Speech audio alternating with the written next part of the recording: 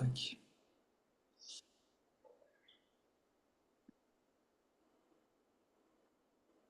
C'est tout bon, t'as validé? Yes. Ok, du coup, bah, Thibaut, bienvenue à toi. Merci de ta confiance et de ton envie de participer à cette exploration ensemble. Du coup, bah, peut-être pour commencer, est-ce que tu serais d'accord de te présenter pour les personnes qui ne te connaissent pas du tout? Qu'est-ce que tu dirais, Thibaut, en quelques mots? Ouais. Du coup, mon activité principale, c'est aujourd'hui, c'est d'animer des stages de tantra, qui est un terme qui a l'avantage d'être assez peu clair et qui du coup englobe tout un ensemble de pratiques, mais je dirais qui vise globalement à développer une relation à soi et à l'autre qui est plus apaisante, apaisée, plus épanouie. Euh, voilà, qui est inspiré quand même beaucoup d'enseignements spirituels, notamment autour du bouddhisme et de l'hindouisme, parce que c'est de là que vient le tantra originellement, mais aussi mixé avec tout un ensemble de notions plus modernes autour de la psychologie, autour du féminisme, autour du consentement, aussi des traumas, voilà, et c'est très dans le corps. C'est un ensemble de pratiques qui sont vraiment dans le corps et dans la relation à l'autre. Voilà. On n'est pas trop dans de la thérapie par les mots ou même psychosomatique, je dirais. On est vraiment sur quelque chose de très incarné. Voilà. Qui est et ça inclut du massage, ça inclut de la danse, ça inclut de la relation sous différentes formes, de l'énergétique aussi. Voilà. Je fais principalement ça. Et, euh, et voilà, et ça me plaît beaucoup. Ça marche, merci. Du coup, j'ai envie ouais, de partager comme un peu le thème de cette conversation, c'est autour de oser briller sa lumière, oser assumer et déployer sa propre individualité. Et, euh, et du coup, c'est un chemin d'évolution, évidemment. Et du coup, j'ai envie ouais, de poser tes questions là-dessus. Et avant, je voudrais poser que bah, tu as clairement été une personne ressource pour moi sur ce chemin. Et voilà, du coup, j'ai découvert le tantra avec toi. Je me Mhm. souviens de cette retraite à l'Odyssée. Voilà, on se connaissait depuis quelques jours et je te disais que le tantra m'intéressait. Et tu m'as dit, tu peux venir à cet endroit où normalement il faut avoir déjà fait du tantra, mais toi, je vois qui t'es et je me dis que tu peux y aller. Enfin, en tout cas, voilà, tu as été une personne vraiment ressource sur mon chemin et du coup, il y a de l'émotion pour moi de là t'inviter et de te partager ça. Mhm. Donc déjà, bah, j'ai de la gratitude pour ça. Et puis, et donc, j'ai envie de te renvoyer la balle. Et déjà, qu'est-ce qui se passe pour toi quand tu entends l'expression oser briller sa lumière? J'entends que enfin, ce qui vient, c'est que c'est probablement une des choses les plus difficiles, je pense, pour beaucoup d'humains, notamment certaines, je dirais, peut-être encore plus, j'en sais rien, parce que j'ai que l'expérience du coup d'une personne qui est plutôt introvertie à la base et qui est plutôt satisfaite de son monde intérieur et pour qui le monde extérieur est plutôt globalement quelque chose d'hostile et d'effrayant. Donc la notion de briller, juste d'être vu, de rayonner quelque chose, euh, ça demande du courage. Surtout que c'est souvent, si ce n'est tout le temps, à certains moments, en tout cas d'une certaine façon, mal accueilli, d'une certaine manière. En tout cas, ça crée des challenges, des résistances, quelle que soit cette lumière-là. Être vu, c'est aussi être vulnérable à tout un ensemble de choses, et notamment voilà, le regard des autres, les critiques et ce qui peut émerger de ça. Et en même temps, je crois que c'est presque notre devoir en tant qu'humain d'aller connecter à cette lumière et d'aller l'exprimer dans le monde parce que c'est là qu'on se met vraiment au service du monde, en fait. C'est là qu'on se met au service de l'amour et de qui on est vraiment. Et ouais, il y a un, dans le tantra ou dans la spiritualité un peu orientale, il y a cette idée on a trois natures profondes.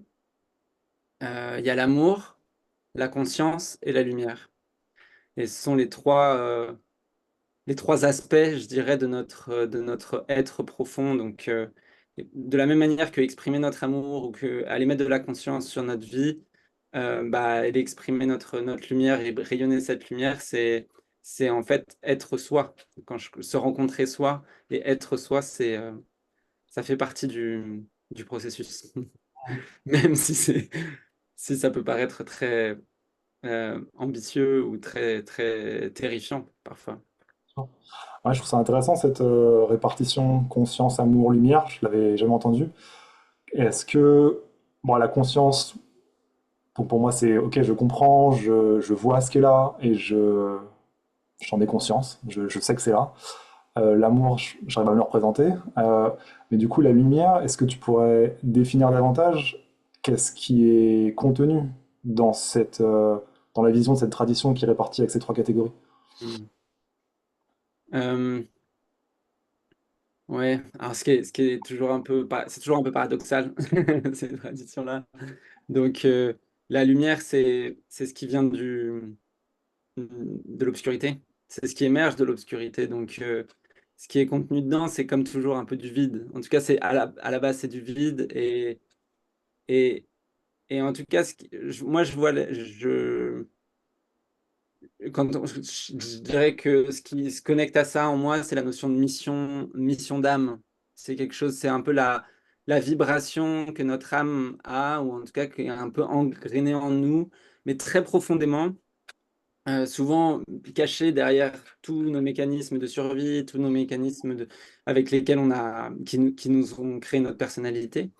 Mais au-delà de ça, il y a une sorte de voix qui sait.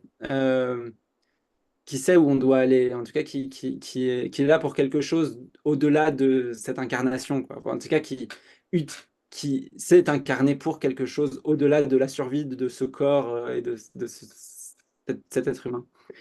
Et je pense que c'est là que se situe la lumière, c'est à cet endroit-là comme c'est aussi la notion de beauté. Il y a quelque chose de la beauté intérieure, tiens, quel est cet endroit, cette vibration que j'ai en moi si particulière, cette couleur unique qui, dont le monde a besoin, parce que le monde a besoin de toutes nos couleurs uniques. Et la seule manière dont je peux l'amener dans le monde, c'est en la révélant. Et donc en enlevant tous les voiles que je peux mettre devant. Donc c'est vraiment se dévoiler pour moi, aller révéler cette lumière, c'est enlever, se montrer dans sa nudité, parce que dans cette nudité spirituelle, presque, d'enlever tous mes masques et toutes mes protections, euh, bah, c'est là que je peux être vu et c'est là que je peux exprimer ma vraie nature. Euh, ouais. Ouais, c'est vraiment quelque chose qui ronronne en moi quand tu parles, parce que on s'est pas du tout concerté, mais vraiment des choses que tu viens de nommer et d'articuler, c'est vraiment très proche de ma conception et de ce que je partage sur le côté, pour moi, l'endroit où on contribue le plus pour soi et pour le monde, c'est l'endroit d'oser briller sa lumière. Et enfin, c'est vraiment comme ça que que je le vois. Et, euh, et j'aime aussi beaucoup quand tu parles de ça vient de l'obscurité. Et dans comment je le perçois aussi, briller sa lumière, c'est donc oser être soi, mais ça implique d'aller voir tous les endroits où on est en souffrance avec nous-mêmes, où on s'aime pas, où on pense qu'on devrait être différemment, et tous les endroits où on peut se juger. Et c'est parce qu'on traverse cette matière-là et qu'on y met de l'amour que, alors quelque chose se sent assez en sécurité pour s'ouvrir, et que du coup, après avoir traversé nos ombres, la lumière peut jaillir. Mais c'est vraiment alors ça me touche beaucoup cette formulation de la lumière vient de l'obscurité. Et je trouve que ça encapsule vraiment cette notion-là, qui est tellement importante.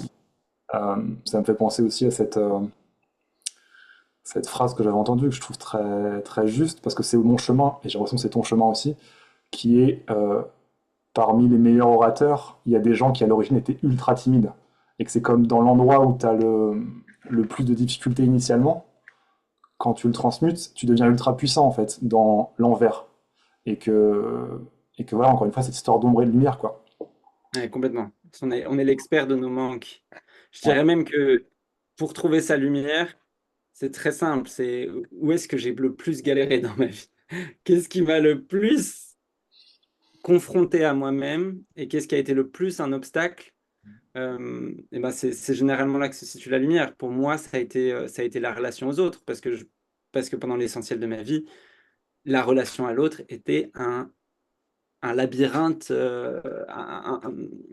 complètement, ouais, enfin, une énigme impossible à résoudre, quoi. Et j'étais du coup seul dans mon monde et coupé de l'autre. Et je me disais, mais jamais, jamais j'aurai des relations amoureuses, jamais j'aurai des amis, jamais j'aurai vraiment quelque chose sur lequel ouais, jamais je comprendrais cet endroit-là. Et en fait, aujourd'hui, c'est là où je peux le plus transmettre et je peux le plus bien sûr. euh, ouais, être avec l'autre et accompagner l'autre. Parce que qu'est-ce que j'ai galéré là-dessus! Mais vraiment, je suis allé au fond, quoi. Donc, aller toucher le fond et en fait, c'est souvent à cet endroit-là que se situe la lumière. Même si c'est, dur de le croire sur le moment parce qu'on se dit: «Mais tout le monde est meilleur que moi là-dessus». Bah, ouais, mais en fait, justement, c'est à cet endroit-là, il y a des secrets. Il y a des astuces ou des façons de voir le monde qui ne peuvent être trouvées que quand on galère tellement qu'on n'a pas d'autre choix, quoi. Hem, donc ouais, aller trouver dans l'obscurité de la lumière, c'est assez beau en même temps. Il y a un peu un parcours du héros là-dedans. Il y a quelque chose de très, Complètement. ouais. Ouais, et puis il y a cette dimension aussi de... Parce que quand tu dis aller toucher le fond, c'est cet endroit qui fait si mal. Évidemment que l'impulsion naturelle, animale, c'est je me casse, ça fait mal, je m'en vais, je veux pas aller là. Et que c'est vraiment cette... et des fois, c'est parce qu'on n'a pas le choix, c'est juste la vie nous emmène encore et encore à cet endroit de douleur. Mais c'est cette rencontre profonde avec l'endroit où on a tellement pas envie d'aller qui fait si mal qu'à un moment donné, on touche le fond. Mmh. Et on est allé assez loin dedans, un peu poussé ou par courage, et qu'alors quelque chose est touché et rencontré, et que ça s'ouvre, et que la lumière peut passer au travers, mais que ça demande ouais, ce parcours du héros et cette volonté d'être d'accord de rester avec ce qui fait mal et d'aller voir, quoi. D'être d'accord et même de pas vraiment avoir le choix. Moi, je crois qu'il y a un endroit où dans mon parcours, j'aurais bien aimé pouvoir dire: «Stop, j'arrête». Je veux bien les indices, tu vois? Je veux bien qu'on m'aiguille, mais en fait, il y avait pas de possibilité et il y avait pas non plus la possibilité en moi d'abandonner cet endroit-là parce qu'il était trop important pour moi, cet endroit-là. C'était tout ce à quoi j'aspirais était lié à ça. Donc j'avais pas le choix que de rester avec ça et à un moment et de demander de l'aide et d'aller voilà, d'aller rechercher des ressources à différents endroits, que ce soit avec des gens ou avec des livres ou avec des ressources, en ligne, de me faire coacher, de me faire accompagner. Enfin, en tout cas, voilà, ça a été de trouver des mentors aussi, là-dedans et et de sortir de ça. Et quand j'ai commencé à en sortir, de pas s'arrêter parce qu'en fait, c'était tellement fou qu'il y a quelque chose où j'avais envie de plus et de plus et de plus et de plus jusqu'à un moment où, bah, où je me retrouvais à ce que ce soit ma vie et que des gens soient prêts à me payer pour participer à des choses que je faisais et à me dire: «Waouh, qu'est-ce qui s'est passé là?»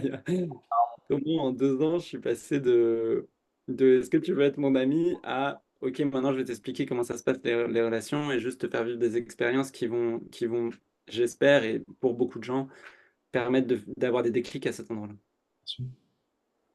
Ouais, je me souviens, c'était un des nombreux stages que j'ai fait que tu animais, et avec toi, où tu partageais en animation que, je sais plus la formule exacte, mais comme tu rendais gratitude et au Thibaut que tu étais, et depuis l'endroit où tu étais maintenant, à savoir assis dans ce cercle avec une trentaine de personnes qui ont payé pour être là et pour recevoir tes guidances, celles de Manon, et que voilà, t'envoyais de la gratitude et de la reconnaissance au Thibaut qui était en vrac il y a quelques années auparavant, tellement en galère dans la relation.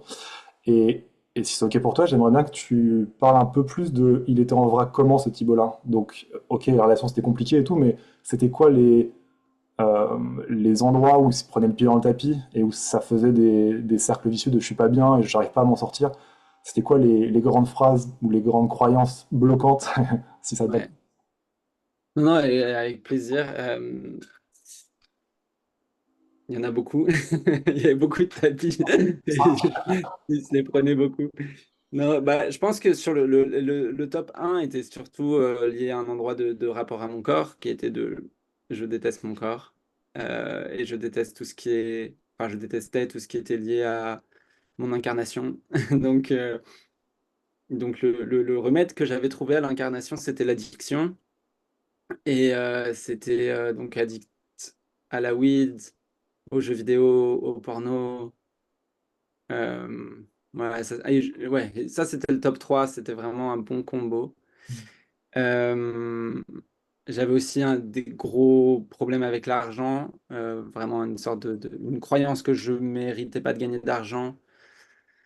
Une croyance globalement que je méritais pas d'être heureux sur plein voilà, de manière générale, parce que j'avais pas assez souffert dans ma vie. Enfin voilà, un peu ces trucs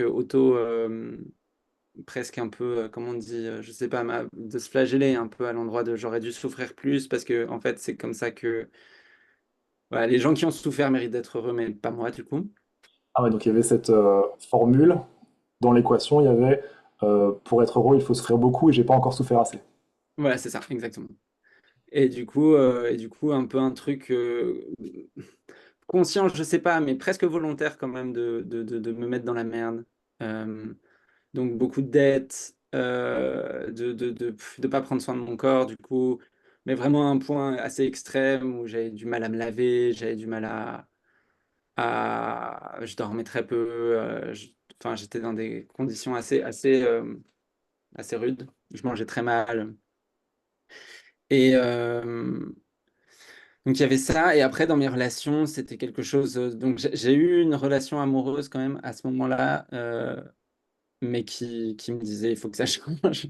Notamment dans ma sexualité, j'étais tellement coupé de mon corps que bah, la sexualité c'était quelque chose que je voulais pas. J'avais peur de mon propre désir, j'avais énormément de culpabilité autour de mon désir, autour de la peur de blesser l'autre ou d'imposer quelque chose à l'autre. Euh, et j'étais très mal calibré. J'appelle ça aujourd'hui le calibrage du consentement. C'est la capacité à sentir est-ce qu'il y a de la réciprocité dans un lien. J'ai envie de vivre un truc avec toi, je sais pas, j'ai envie d'aller au ciné avec toi et de sentir, a priori, est-ce que l'autre en a envie ou pas.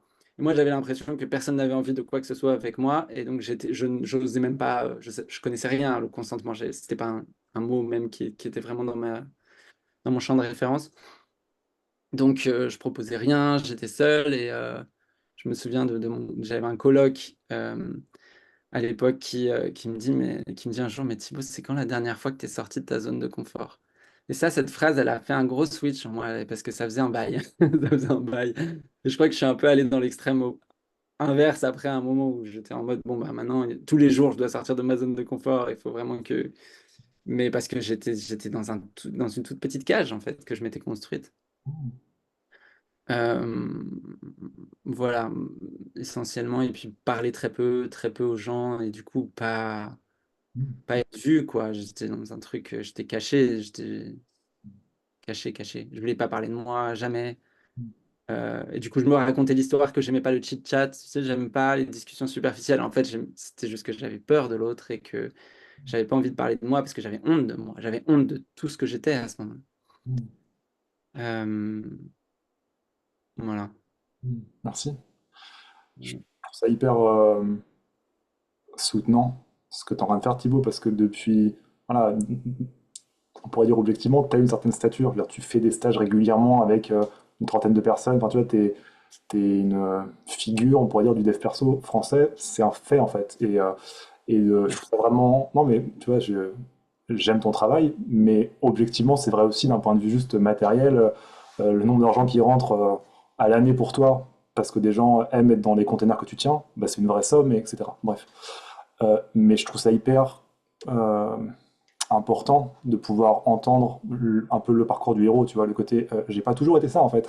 Et c'est parce que je pense que pas mal de personnes, et j'ai l'impression que c'était ton cas aussi, qui sont dans ces moments de souffrance, des périodes de vie difficiles, elles ont une image d'elles-mêmes qui est assez médiocre, et elles peuvent se regarder certaines personnes peut-être comme t'es maintenant, tu vois, en se disant mais jamais moi je pourrais, c'est impossible, c'est trop lentement et tout, et juste de pouvoir rappeler cette évolution possible en fait, et cette transformation possible, et que comme on disait aussi tout à l'heure, là, après ça demande du courage et c'est un chemin, mais la quantité de ténèbres est proportionnelle à la quantité de lumière qui peut sortir derrière aussi, et que du coup je trouve que c'est vraiment important de rappeler ça et de refaire cette boucle-là. Donc à nouveau merci pour ce partage Thibaut, vraiment.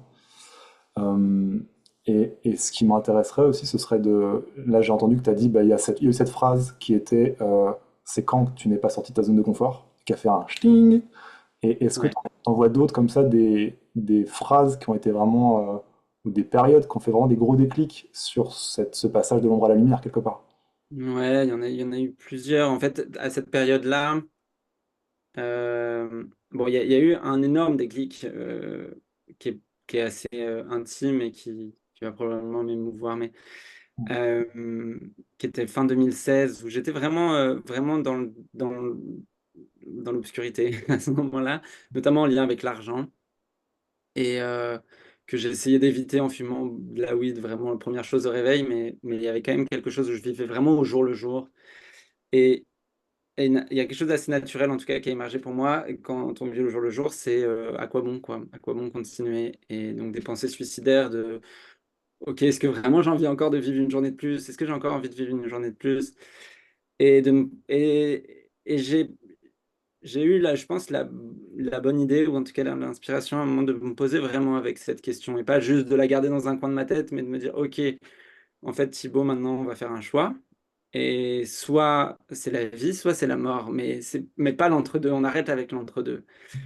Et et j'ai fait le choix de la vie, et ce choix-là, je peux encore aujourd'hui y revenir, et j'y suis revenu beaucoup de fois en me disant à des moments où j'étais là: «Bon, faire les choses à moitié, non, non, c'est plus possible maintenant, tu as choisi d'être en vie, tu as choisi de dire oui à la vie, donc on va y aller franchement, et peu importe si ça fait peur, et peu importe si il y aura peut-être des conséquences qui seront difficiles, ça va être douloureux, et peut-être qu'on va échouer, en fait». J'avais une peur de l'échec qui était tellement énorme, et du regard des autres, et du coup de faire ce choix-là, ça a beaucoup changé parce que ça m'a permis d'en parler à mes parents, d'en parler aux gens autour de moi, de régler mes problèmes d'argent, en fait, hyper rapidement. En fait, tout s'est enchaîné après de manière très fluide quand j'ai osé dire, en fait, quand j'ai osé montrer cette lumière. Mais c'était à l'époque, c'était une petite bougie, quoi, au fond de moi, un truc. Mais en fait, j'existe.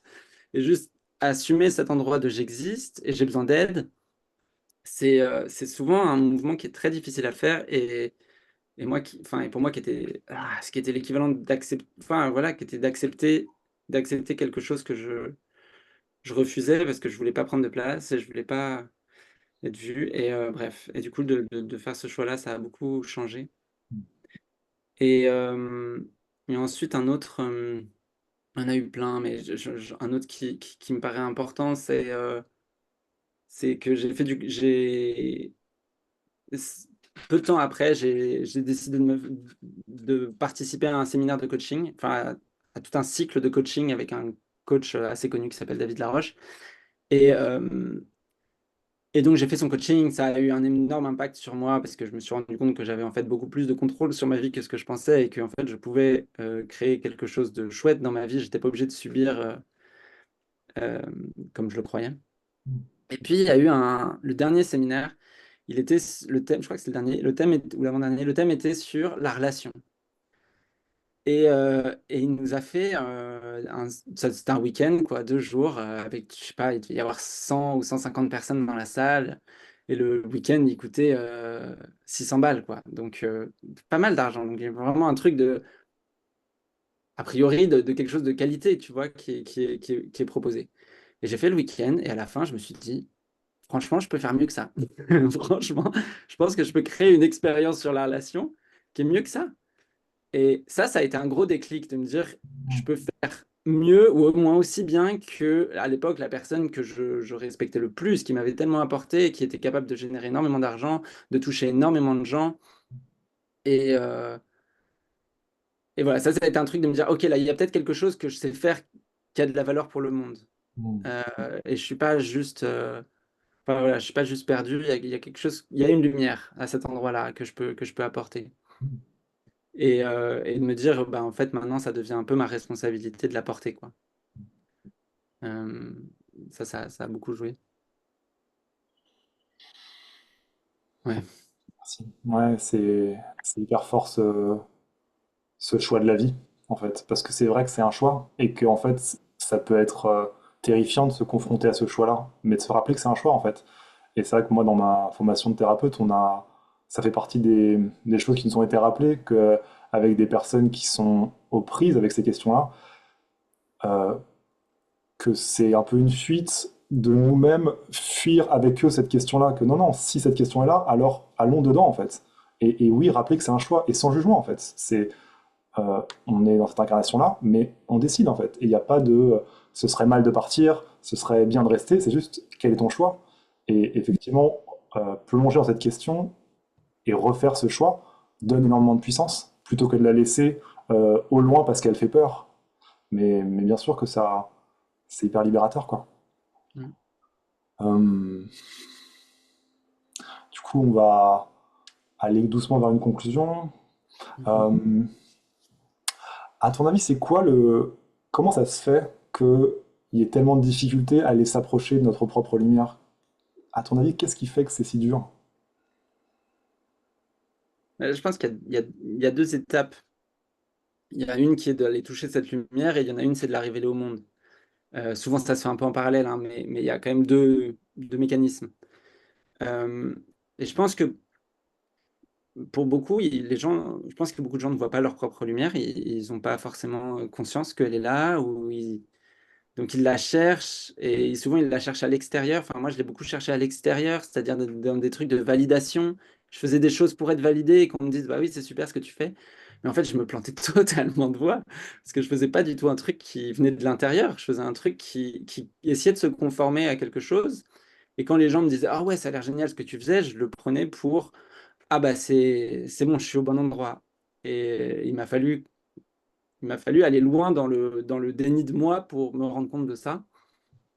Donc, la première chose, c'est aller vraiment, voilà, de regarder à l'intérieur et plutôt que d'aller chercher de la validation à l'extérieur.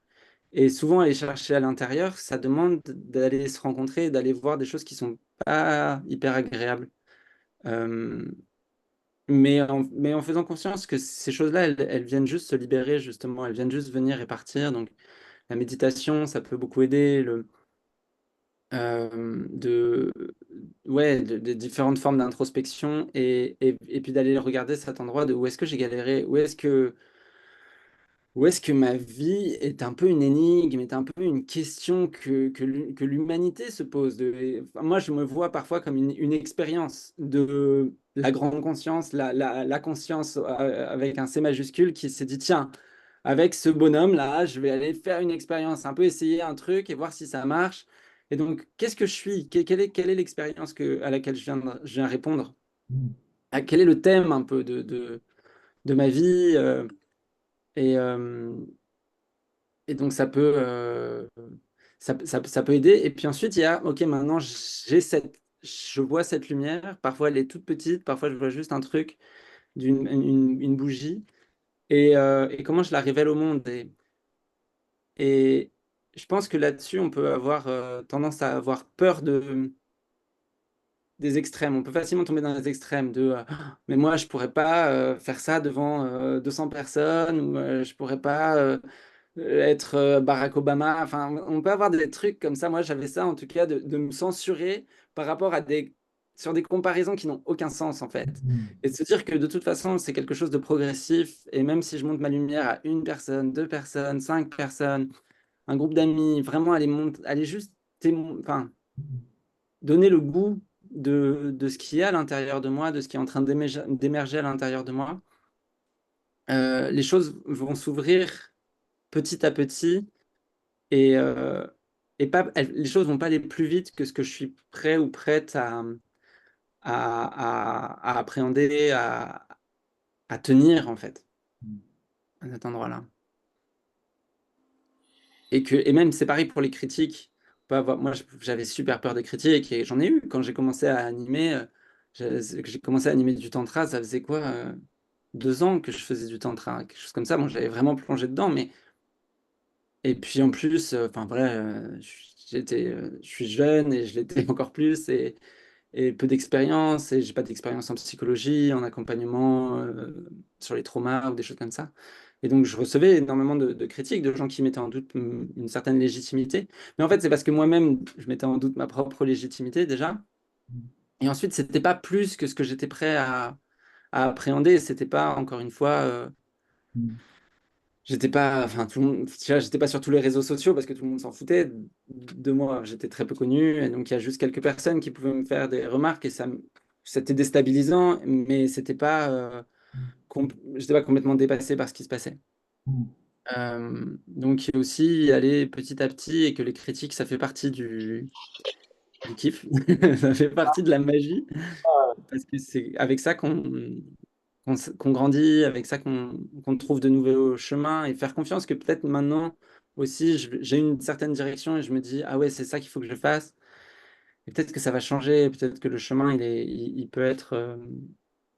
Enfin, c'est toujours être prêt à ajuster, en fait, d'être dans une forme de flow, plutôt que dans quelque chose de rigide, ok, je vais créer ma boîte dans 5 ans, on va faire tant de ventes, et puis ensuite, enfin, ça se passe pas souvent comme ça, et c'est souvent ça qui freine la créativité aussi.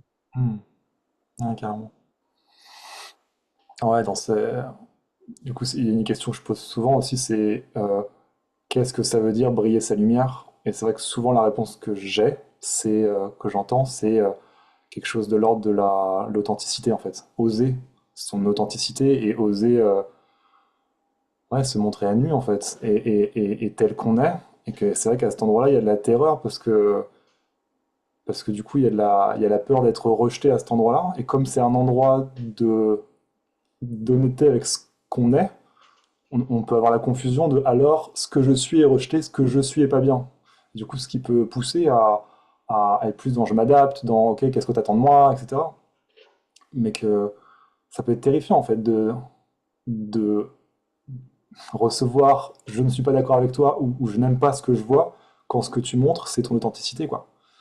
Euh, et en même temps, il y a cet endroit-là est aussi complètement un guide quoi, potentiellement. Et quand côté la petite voix à l'intérieur qui t'emmène et qui te pousse à plus grand, etc. Bah, c'est de là que ça part aussi, quoi. Hmm. Ouais. Hmm. Ouais, et puis, mais si c'est authentique, ça touchera les personnes avec qui ça résonne. Et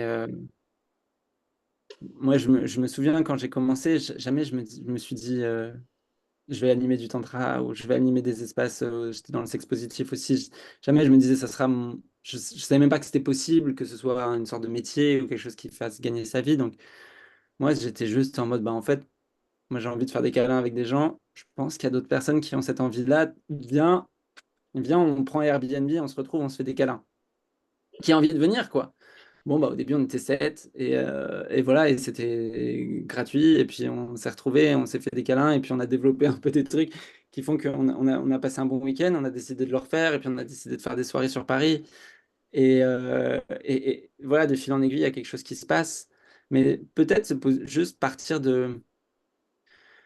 En fait, qu'est-ce que j'ai envie de plus dans ma vie? Et il y a probablement d'autres personnes qui ont envie de plus de ça dans leur vie et qui ont envie de se rejoindre pour se dire, tiens, comment on manifeste davantage ça dans notre vie?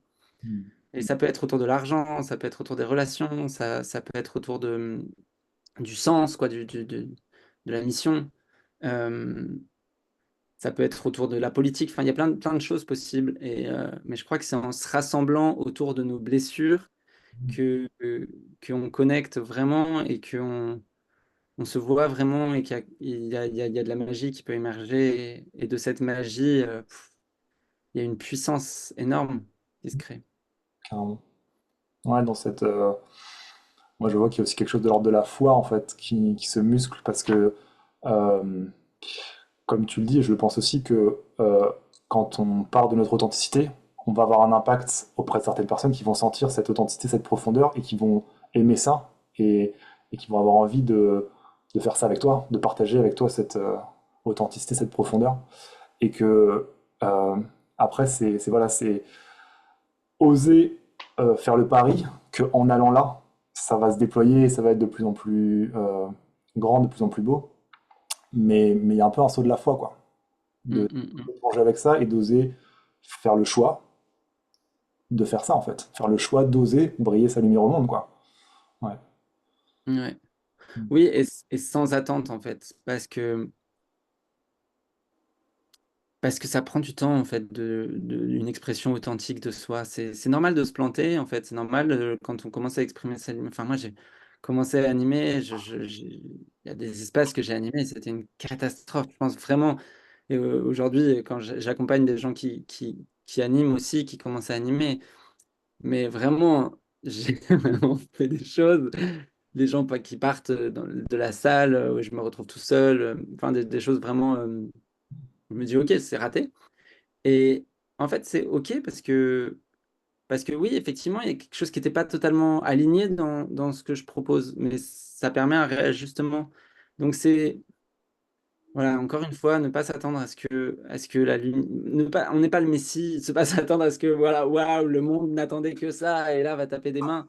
Bon, C'est juste le monde va dire, bon, ok, bof, et puis ensuite, petit à petit, il va commencer à dire, ah, tiens, pas mal, intéressant, et va créer quelque chose, une caisse de résonance.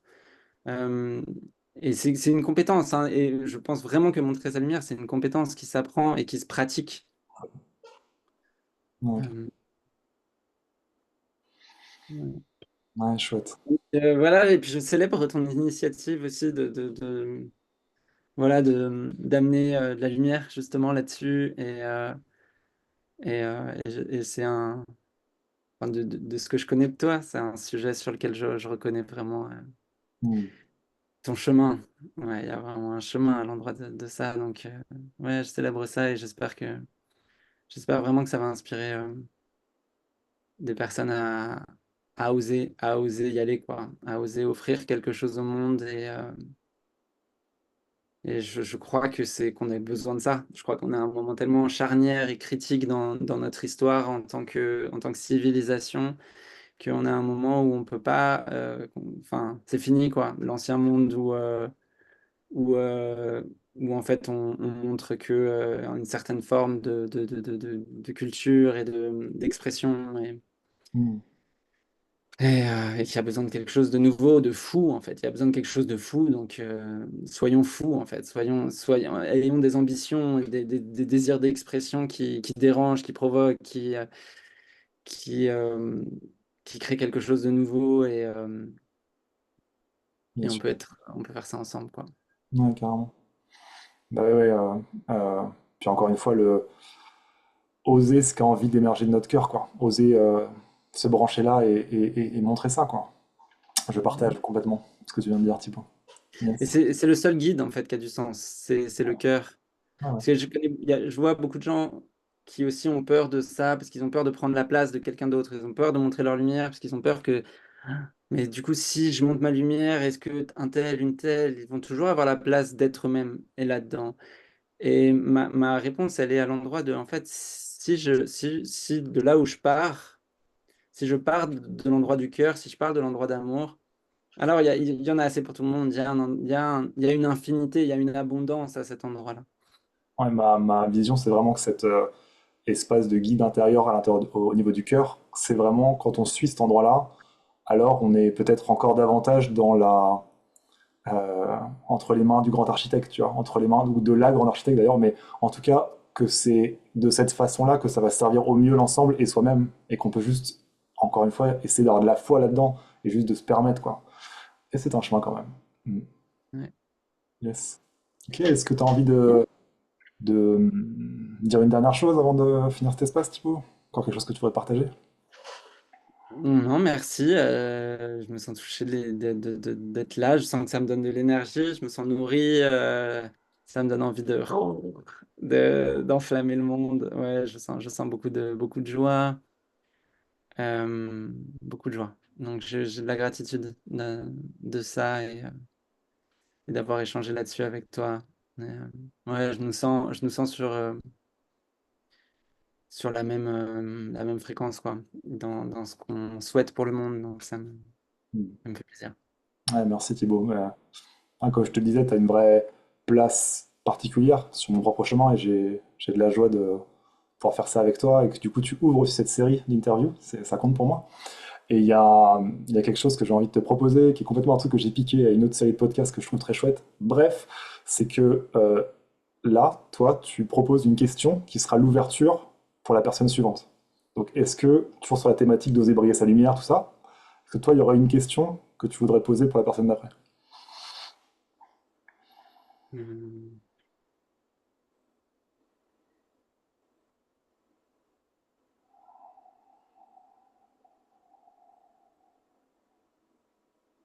hum,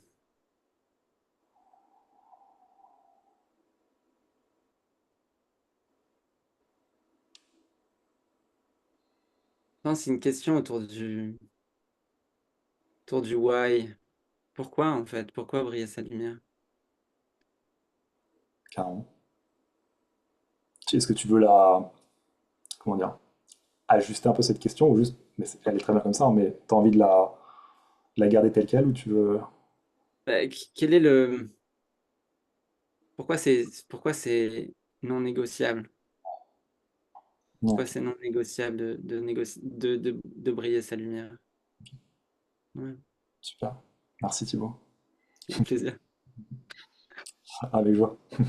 Salut Thibaut. Yeah, merci pour tout. Grand plaisir, vraiment. À bientôt. À bientôt.